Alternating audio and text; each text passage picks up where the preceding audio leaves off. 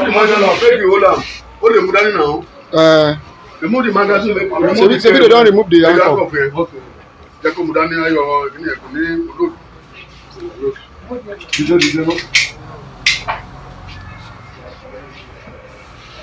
Ní ìjọba ti yọ kẹ́ẹ̀dẹ́ fà ẹ̀ ẹyọ ìkúnlẹ̀ máa yọ.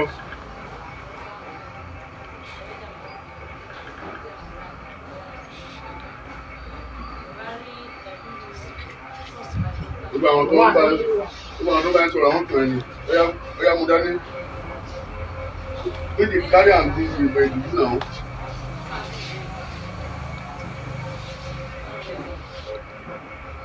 Ṣé ó kílẹ̀ dáadáa?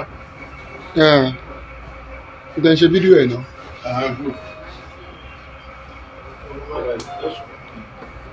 Ẹ bèèrè lọ́wọ́ ẹ̀ fún dá lómi.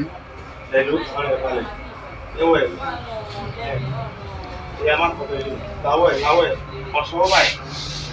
Ó ní ọmọ sí ẹ̀yà. Wà lọ sílẹ̀. Bàtà sí ẹ̀dá. Ó ní. Put am now. It's alright. Ẹ bèèrè fẹ́ yàn lọ́wọ́ ẹ̀ pé. Who's the one who sent you? No, orúkọ ẹ̀. What's your name? Ẹ̀yà fọ́tò. My name is Samson Shino. Francis Shino. Samson Shino. From Ogun State. Where in Ogun State? Where in Abeokuta?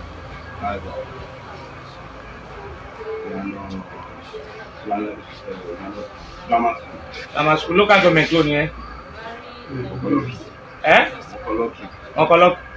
Ọkọlọ́kì. Okay. Ọ̀pọ̀lọpọ̀ Ibon ni family house yín bẹ̀. Wájú grammar school. Kí lórúkọ dáàdì ẹ̀?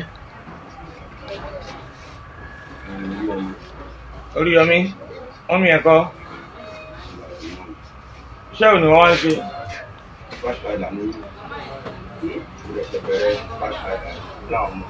Níjọ́ wo ló bẹ̀rẹ̀? Níjọ́ wo nínú mọ́ǹtì?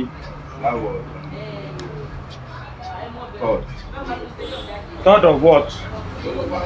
3rd of March. Which year? 2024.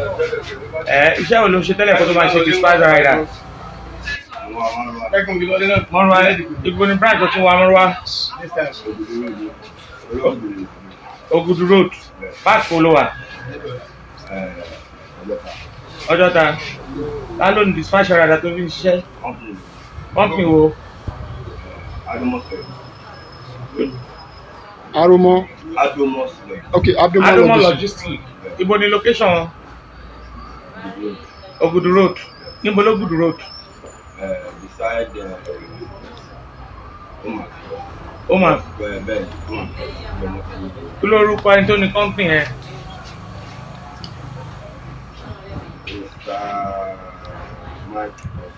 Okay. Àárọ̀ ètò bẹ̀rẹ̀ iṣẹ́ táìmù ló bẹ̀rẹ̀ iṣẹ́ ní company yẹn.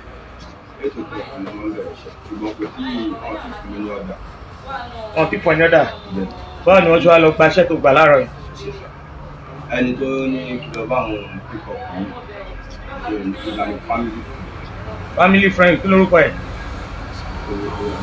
Kí ló ní kó lọ pick up? Wọ́n ní kí lọ bá àwọn ṣáàjú. Níbo lájà?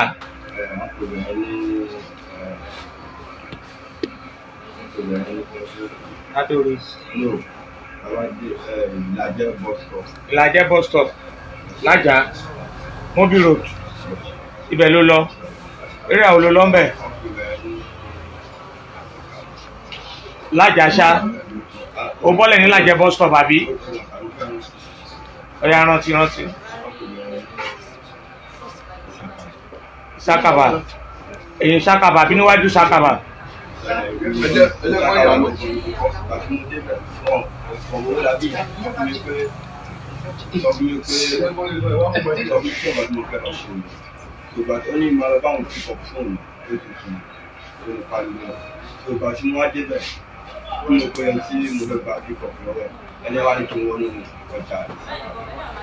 so bí mo ṣe wọ̀ ó ní kí n máa bọ̀ ní mo ṣe dé inú ọjà ní lọ sí sáré jẹ wọn á ní kí n pa àti mo ní mo ní pa àwọn kan gbé cross bag dání mo lè débẹ̀ ní mo gbà àwọn ìlú mo rí cross bag ilé cross bag àdúgbò tí mo lè gbé náà àwọn cross bag so bẹ́ẹ̀ ni ẹ ṣe sọ pé kò sí bọ́ọ̀sì wọn ní àkójọ fún mi ìbá ní kò sí bọ́ọ̀sì mi by force wọn náà dáa you never give me wetin you wan give me ọba gba mi kò sí bọ́ọ̀sì mi pé àwọn méjì bọ́ọ̀sì mọ́ mi lórí ìtọ́jú àwọn kò sí bọ́ọ̀sì ọba gbé nylon black sí mi wọn ní ọgá nígbà tí o ti onírọ́ ìwà pa bọ́ọ̀sì.